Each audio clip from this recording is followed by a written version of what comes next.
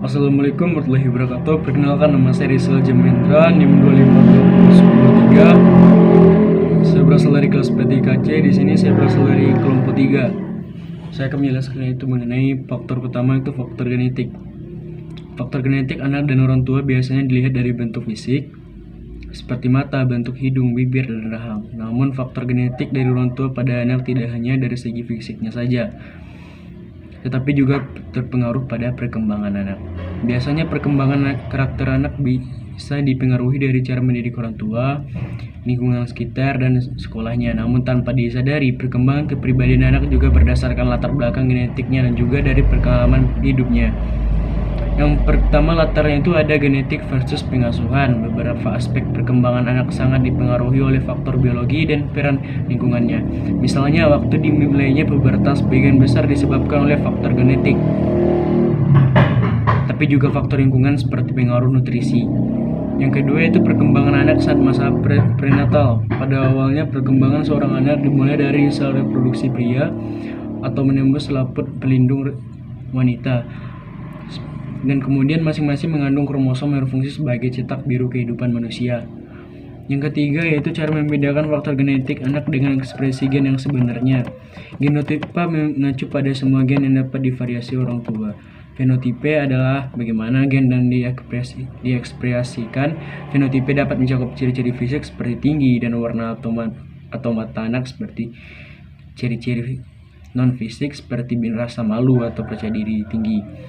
Meskipun genotipe memang mungkin sangat mewakili bagaimana anak bertumbuh, cara pembentukan karakter anak tersebut tetap berdasarkan bagaimana gen-gen dilahirkan diekspresikannya.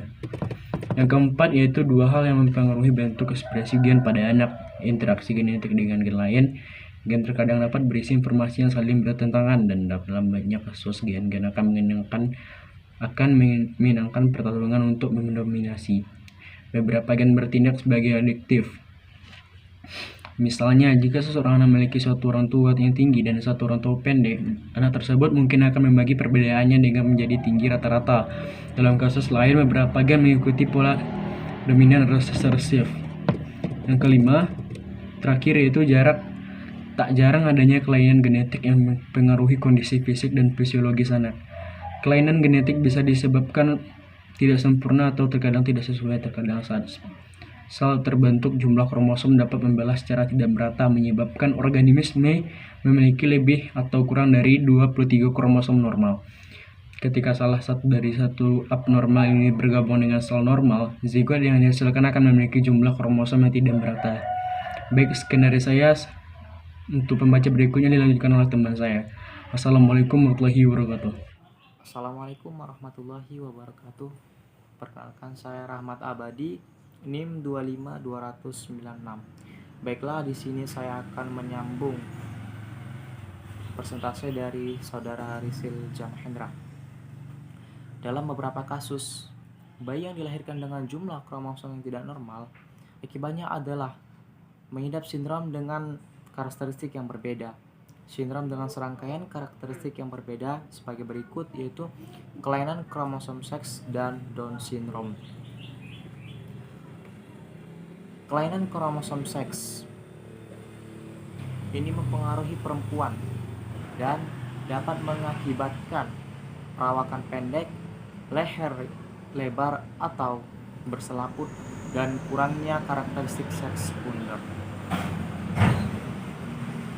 Selanjutnya yaitu Down syndrome. Jenis kelamin kromosom yang paling umum dikenal dengan trisomi atau Down syndrome. Down syndrome ditandai dengan ciri-ciri wajah antara lain wajah bulat, mata sipit, dan lidah yang tebal. Selanjutnya adalah faktor lingkungan. Lingkungan merupakan faktor yang menentukan tercapai atau tidaknya potensi bawaan. Lingkungan yang cukup baik akan memungkinkan tercapainya potensi bawaan. Sedangkan yang kurang baik akan membawanya. Faktor lingkungan ini secara garis besar dibagi menjadi satu, faktor lingkungan prenatal. Faktor lingkungan prenatal yang berpengaruh terhadap tumbuh kembang janin mulai dari konsepsi lahir antara adalah gizi ibu pada waktu hamil, ya perlu sekali. Kemudian mekanis dan kemudian toksin atau zat kimia, kemudian endokrin dan infeksi, serta stres dan imunitas atau anoksia embrio.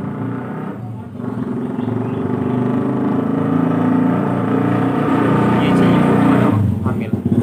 Gizi ibu yang jelek sebelum terjadi kehamilan maupun pada waktu sedang hamil lebih sering menghasilkan bayi BBLR, berat badan lahir rendah atau lahir mati, dan jarang menyebabkan cacat bawaan. Yang kemudian mekanis, trauma dan cairan ketuban yang kurang dapat menyebabkan kelainan bawaan pada bayi yang dilahirkan. Demikian pula dengan posisi janin pada uterus dapat mengakibatkan talipes, dislokasi panggul, torticollis congenital, falsifacialis atau croniotabes, toksin atau zat kimia. Masa organogenesis adalah masa yang sangat peka terhadap zat teratogen. Misalnya obat-obatan seperti thalidomide, phenytoin, metadoin, obat-obat anti kanker dan lain sebagainya dapat menyebabkan kelainan bawaan. Kemudian endokrin. Hormon-hormon yang mungkin berperan pada pertumbuhan janin adalah somatostatin, hormon plasenta, hormon tiroid, insulin, dan peptida lain dengan aktivitas yang insulin. Kemudian radiasi. Radiasi pada janin sebelum umur kelahiran 18 minggu dapat menyebabkan kematian janin, kerusakan otak, mikrosefali, atau cacat bawaan lainnya. Misalnya pada peristiwa di Hiroshima, Nagasaki, dan efek radiasi pada seorang laki-laki dapat mengakibatkan cacat bawaan pada anaknya.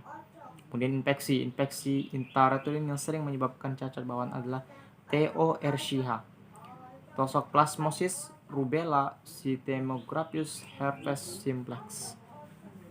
Sedangkan penyakit lainnya juga tetap menyebabkan penyakit pada janin adalah varicella, toxosis, malaria, lues, HIV, polio, campak, listeriosis, leptospira, mycoplasma, virus influenza, dan virus hepatitis.